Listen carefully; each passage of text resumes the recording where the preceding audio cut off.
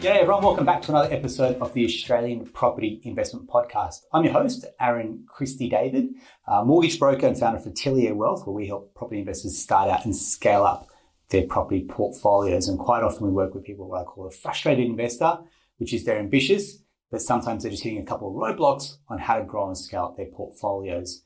So what we like to do is give you confidence as an investor, and that's often built off the back of knowledge and understanding about what needs to happen and how to build and grow your team as well.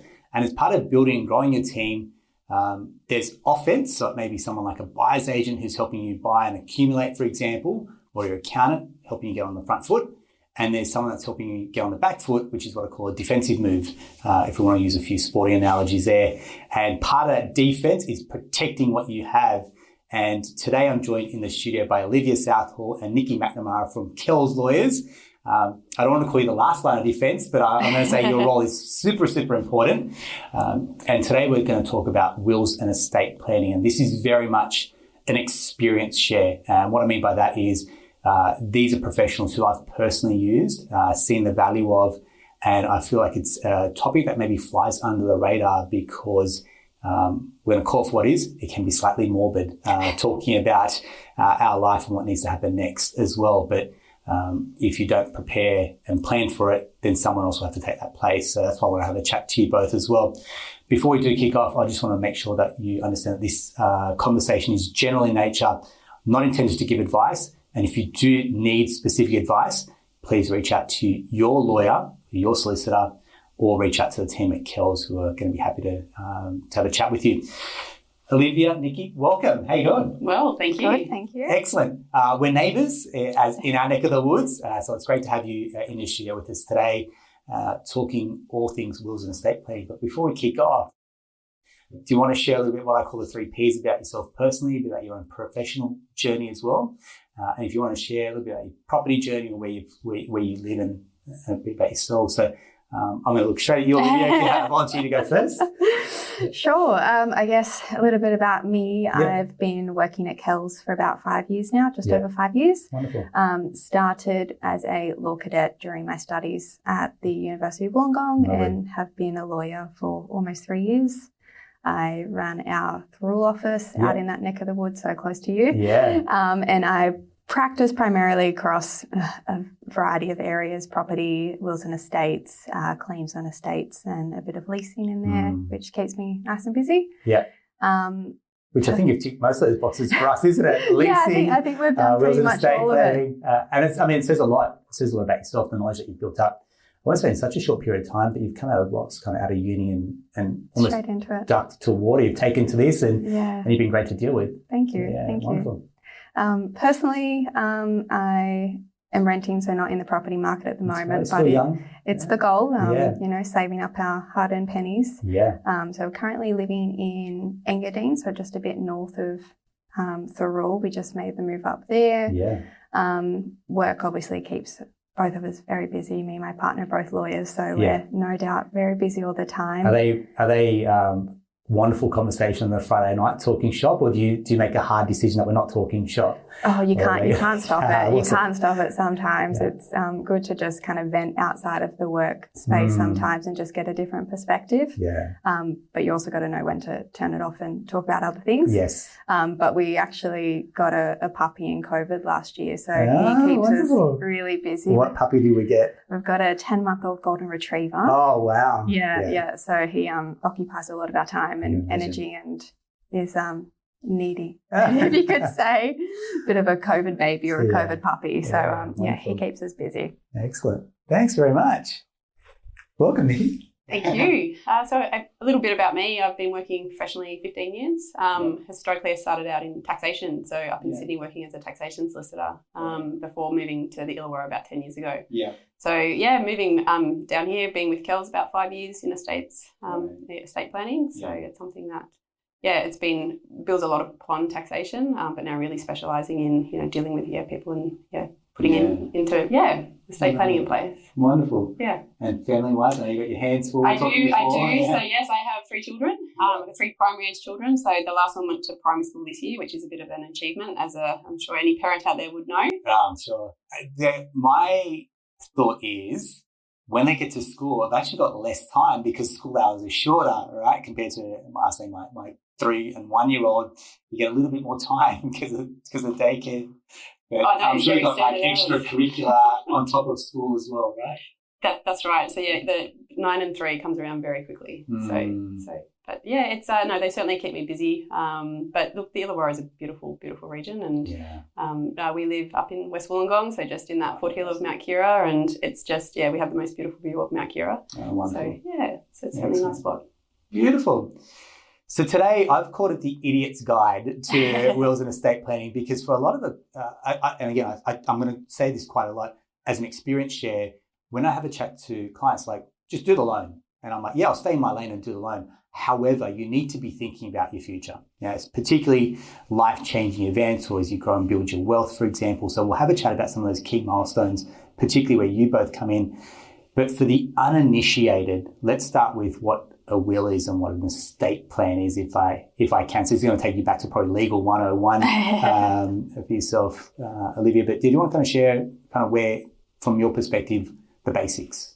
Idiot's Guide is probably a really good way to introduce it. I did like what you said at the start, probably around, this area of law, and it is an unestimated, area of law, and that people don't necessarily turn their thoughts to it. Yeah. Sometimes it's put in that too hard basket. You are thinking about your death and what might happen. So people sometimes, park it to the side and don't address it when they should. Yeah. So it can be really important to get on the front foot, and, buying property and those type of things is certainly a time where you should really, make sure you do think it out. Yeah. Estate planning is probably broader than putting in place just a will. You really start looking at, legally, what do you own? What are your assets? Property is obviously, one of your big assets. So, but it can include, money in the bank, shares, superannuation, all those type of, assets that you might have, which ensuring that how you legally own them and what you'd like to happen with them is thought through and, discussed with someone that operates in that space. Okay. So once you get an understanding, really, what are your assets? Part of the estate plan is then ensuring that, if you were to pass away, where does it go and who are you looking after? So working out your beneficiaries, who's your executor, and, where there's minor children involved. Certainly for me, when we had those children, is ensuring that, putting in place guardianship arrangements if something was to happen to you. Just on that point, I feel like it's a real turning point. And I think that only hit us when we had kids going, oh, right, so what happens now?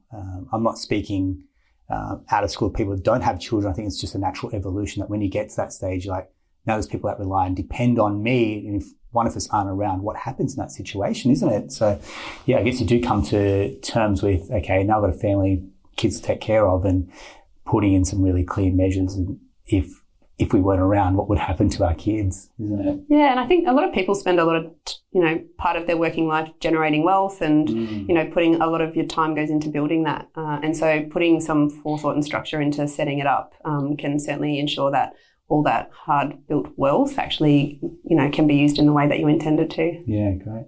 Perfect.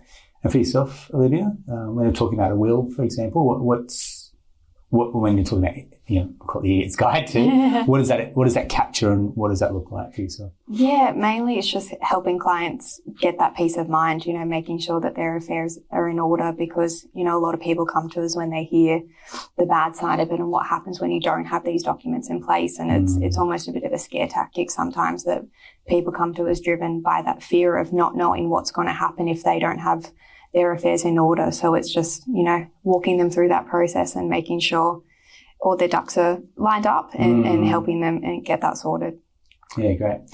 So if I was, again, going through our experience, and the experience was wonderful, right? I'm not saying that to blow any smoke, but just to say, you come out of it going, I'm glad we did it. Yeah. But I can remember sitting in the room just going, my head's spinning a little bit, right? And you probably see people like, I need a minute. Because we'll go through it. We'll talk about what happens if Bernadette, my wife, passed away. What happens if I pass away? What happens to our business? What happens to our children? What happens if something happens to both of us? Who's going to take care of our kids? And then you start to go, okay, who is next in line from a family? And then also having that conversation with family as well. So as part of that, how do you then raise the topic with family or your next of kin, for example, to say, look, we've nominated you. Are you are you willing to step up or step in if it was to happen? Have you been part of those conversations and guiding that as well? Yeah, look, we talk about all those things in conference with clients, and like what you said, they get quite shocked about thinking, you know, what happens if me and all my family pass away at the same time? Where does things go at that time? And it's not something that anyone really thinks about because you don't want to think about it. Absolutely.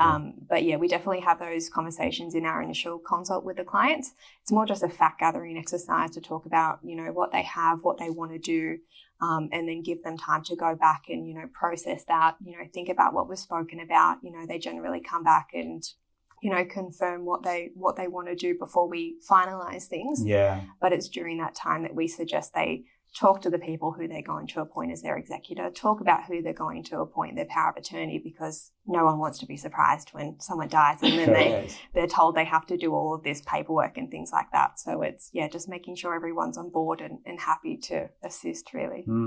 So there's a great saying that I've heard, and you probably will laugh when I say it in the legal circles, where there's a will, there's family. And I heard that from a family lawyer a little while ago. So while you can kind of in jest say it and have a bit of a laugh at it, it can actually be quite a serious matter, right? So especially when you lose a loved one, particularly a parent, for example, now there's the estate and all the assets that work out.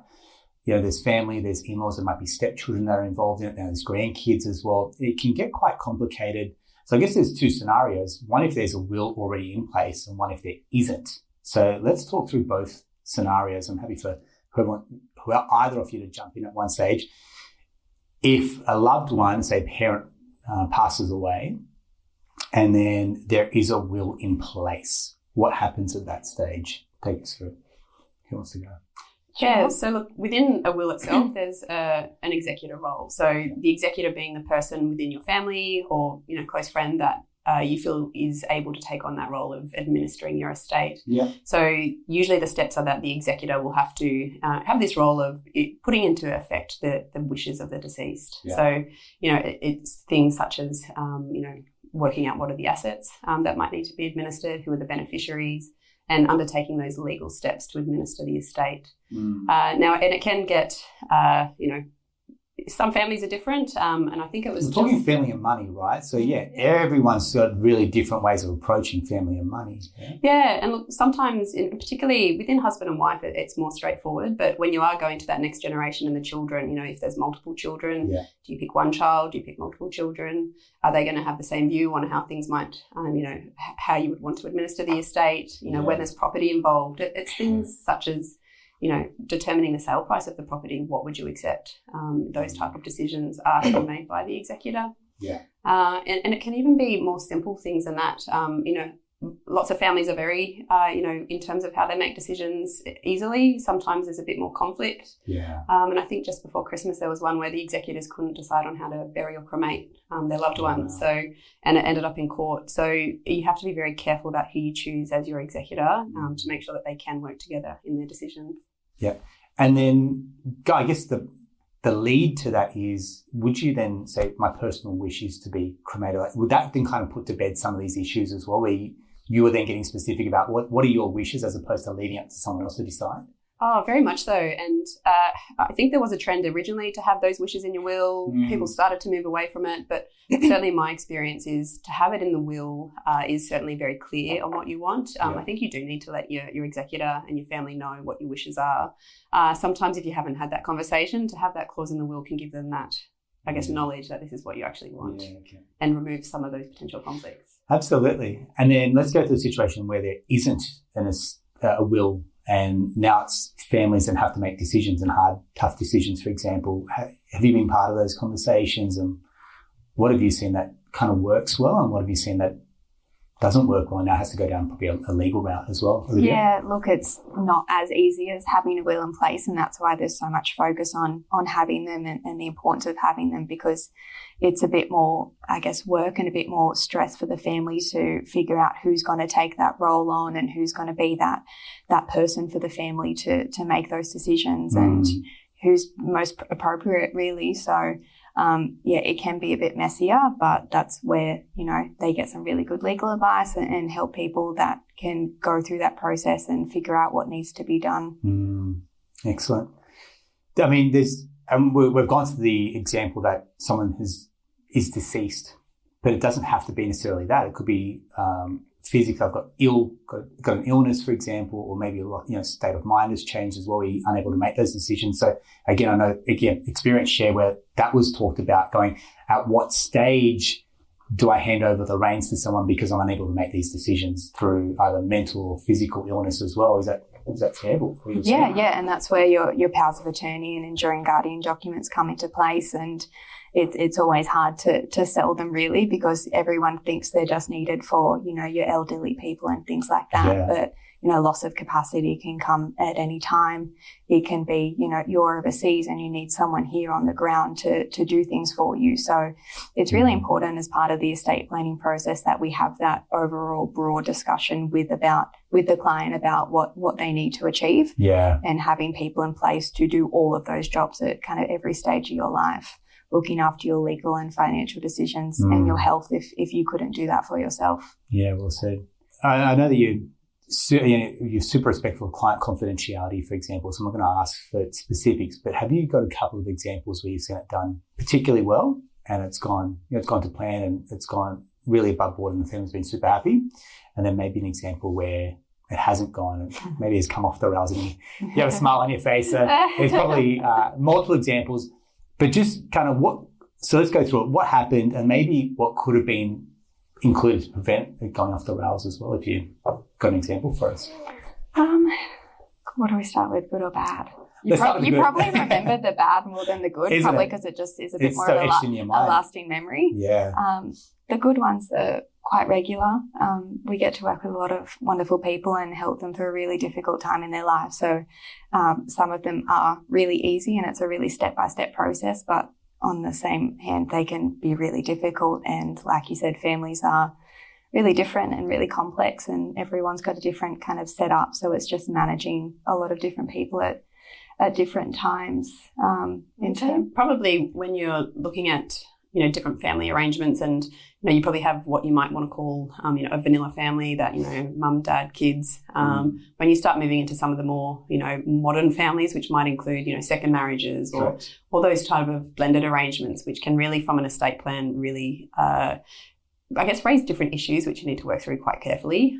Because again, being on the front foot and putting in place and thinking through, Olivia and I were talking about this before we came in, and that where you have these blended families, it's these competing interests that you have. Normally there might be a new spouse, there might be children from a prior relationship. Yes. How do you balance those interests together and provide for those people that you want to provide for? So probably some of the more complicated estate planning will come from, some of those type of dynamics. But I also find that even people's assets positions are changing and, it's no longer just the family home and the cash in the bank. You might have one or two investment properties. Yes. You might cryptocurrency is a big one. Family trusts, self-managed super fund. Superannuation is a big one because quite often that's something that flies under the radar. When you set up your super and you do it kind of earlier in your career and you've nominated maybe your current partner at the time as your beneficiary, and then you have a subsequent relationship or marriage, and it's like you haven't updated your super. And that, again, has become a real sticking point from what I've seen talking to financial planners as well. Well, and quite often you might have, former partner, you might have your mum and dad, but you now have a wife and kids. And look, as part of that process when we meet with clients, it's, superannuation is one we always do bring up. And we're doing your estate plan, we're putting in place a will, but really this is an opportunity to check your superannuation nominations. What do you have and what do you want to happen? Yeah. It's what I call pulling a piece of string, because you start originally here and it's like it can start to, and you can understand for a lot of people I just came here to get a simple will done. I go to Australia Post and, there's dodgy will kits, for example, and we call them dodgy, but exactly that, right? It's intention, you want to do it right, but I'm like, if you're going to do it right, go to a professional and get it done properly so it's documented as well. And you just touched on it from an asset perspective. Wills and estate plans often seen, that was kind of maybe for the upper echelon or people that had a lot of estates, but you're right, the amount of clients that are asset rich, like they've got an investment property, they've got a good super balance, they've got good cash in the bank, they've got shares, for example. We're not talking about the elite, we're talking about very much normal Australian families that have accumulated a fair amount of wealth as well. Yeah, what's interesting, and I think with we always encourage people with wills, powers of attorney, and guardianship. People might come in and go, "Oh, well, I don't want the government to get my money," and it's probably a misconception that if you don't have a will, the government will get your money. As much as the New South Wales government would love it, I'm sure. But there are laws of intestacy, which effectively do have a statutory hierarchy on where your estate would go if you don't have a will in place. Yeah. But I just want to stop you there, because that's one of those legal words that just rolls off your tongue. But for the uninitiated going, what does that mean? Yeah, so intestacy is effectively the laws which govern if you do not have a will in place and you die, what happens to your assets. Right. And it's enshrined within legislation or within the law itself. And, a lot, depending on your family and depending on your assets, again, a lot can depend on your circumstances, but it'll include, for example, your wife or your husband. It could include your children. It could include a split if there's, children from prior relationships. So the government in there, but they're very, very bottom, I guess, of that pyramid in terms of who might receive your assets. Yeah, okay. Yeah, great. And then how do people have this discussion with family? Have you guys seen this done very well, where you go, look, how do you bring this up with your family to say, look, I've nominated you as my executive, I've nominated you as this person to take care of my family. How do you bring that up? And it can be a really awkward conversation for family. I think in my experience, it's been you go see a solicitor, they ask you questions probably that you weren't particularly expecting, and there's a lot more involved in it than you might realise. But at the end of it, it's not as difficult as what people thought, that sometimes the hardest part is just having the phone call and making your appointment. And then, we really take it from there in terms of, asking the questions that are needed. But there's always homework that we give you. We need you to go and look up your super nominations. We need to make sure that you've spoken with your executors and they're happy to take on the role. Yeah. But in terms of being, open and transparent with your family, I think that can ensure that, it stops problems arising because you've been open and transparent at the outset. Yeah. So it doesn't work for everybody. Not everyone's circumstances want to be, have those conversations, but we would encourage certainly to have them, yes. Yeah, because if you're not making those decisions, someone else is now going to make those decisions for you, and they may not be the decisions that you wanted to be made as well. I think that's where we're saying if you can take that control back, that at least you've done your part to your family as well. Yeah. I talk about different, life moments and triggers as well. So from your experience, again, calling your experience here, what are some of those milestones that happen in life when you go, okay, this is when you should be updating? So let's assume that someone's got a will, estate plan set up, but then keep updating it. What are some of those milestones that then would then pick up the phone and make sure that this is updated as well? Sure, there's definitely a few that you should think about. First one is probably buying property. Owning property is probably one of the biggest assets you'll ever have. So it's really important that you review your will or update it and ensure that how you own that property is reflective of what those wishes are in the will. People need to understand how the ownership can affect your will. People can't give something that you own something jointly with other people. So it could have really differing effects in the long run. The other one is probably children. Big one to think about, making wills, and like you touched on before, making sure you've got appropriate things in place. Some other key ones are marriage, divorce, really key times and when you should update your will, and that's when we work with our family law team here at Kells to ensure those clients are being looked after, because there's some actual things involved in the legislation that has implications on your will. So not many people know if you have a will and then you get married, that marriage actually cancels the will you had unless you effectively dealt with it in the will to say you were going to be married and you didn't want that to happen. Right. So that means if you die, then that will is void and you've died intestate and effectively died without a will whilst you have one. So that's really an important consideration for people to think about. Similarly with divorce, it's always a good time to maybe take someone out or reassess what you wanted to do. Lastly, probably assets, change in assets, have money, lose money, really important time to think about what implication that can have on your will. Yeah, okay. And for yourself, Nicki? Anything you want to add on that? Yeah, probably the only thing I might add, if there's a death of one of your executors, your beneficiaries, ensuring that we've nominated a person within your will. We do draft wills, so we call them substitution, in that if something happens in this scenario, the next clause will take effect, which, for example, my executor no longer can take on the role. Is there a substituted executor? Yeah. So I think in that situation, if I can relate to that, I'll give you an example. So if something happened to Bernadette and I think we nominated Bernie's parents. Mm-hmm. Now, if they're at a stage where they're a bit older and they physically can't take care of our daughters, then who steps in? And I was like, oh, great. So we got to that stage, but then it's like, well, what if scenario? Okay, great. That might be my brother. Okay, if my brother's not around or he's unable to, then what happens at that stage? And you're like, okay, so we're not just solved one problem, but we're kind of 2 or 3 steps ahead as well, isn't it? And it forces you to think, and then again have these conversations with people and go, what happens in their life if something changes and they're unable to now take care of either the estate or family, for example, as well. Yeah, it's about future proofing, really. We want clients to consider every possible scenario. Whilst it's not nice to think about, we want to help you create a will that is going to survive potentially a lot of different significant life events that may happen. Whilst you still review it every now and then, and every couple of years, we still want to put measures in place that addresses possible scenarios so that you're not updating it every year or all the time, because that can be quite costly and quite a timely exercise as well. Spot on. You often you only hear the bad stories, from a lending perspective. You hear the bad stories in the media sometimes. And again, family law, you hear the bad stories where someone's being taken to court or the children have taken a parent to court over a will or trying to contest it. Does it get to that stage, or does it go through rounds before it gets in court, for example? Because I can understand that would be quite an expensive way to deal with it. Mm-hmm. Are there the measures in place to go, right, round 1 is this, round 2 is this, before it actually has a stay in court? Yeah, look, as soon as you mention court proceedings, you're thinking cost, you're thinking time, you're thinking stress, not something that you want to be involved in if you really don't have to be. Yeah.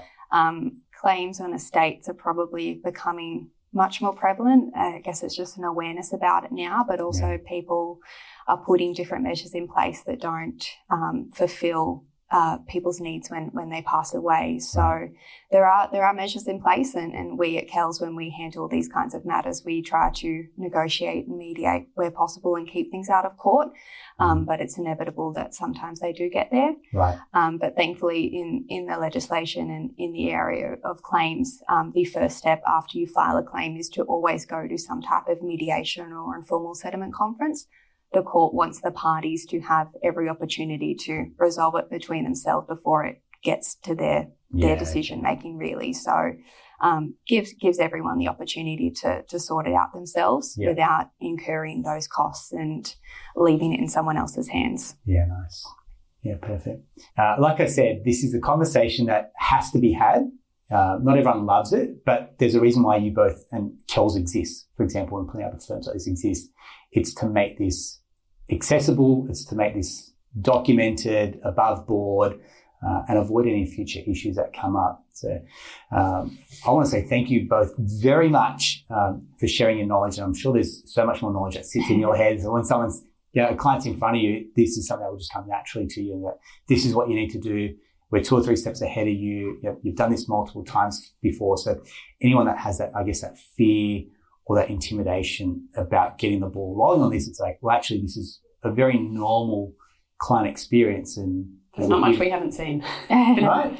Yeah. And that's great from an experience perspective, because you can build it up in your head, and having gone through it, I'm just glad we did that. Glad we did it. Now it's a matter of updating or tweaking as we go along as well. But just knowing that you're getting your house in order is the most important thing. I think, put to the side the morbid or the fact that we're on this earth for a certain time, but it's then what you do with it and how you leave it to your family. That's the most important part as well. And I really appreciate you both coming in, appreciate your time and your insights as well. So thank you very much. Thank you. If you found that helpful, we're going to include the details for Olivia and Nicki and the team at Kells to reach out. Again, I call it an experience share because I've personally had skin in the game where I've dealt with Olivia, and it was easy as an experience.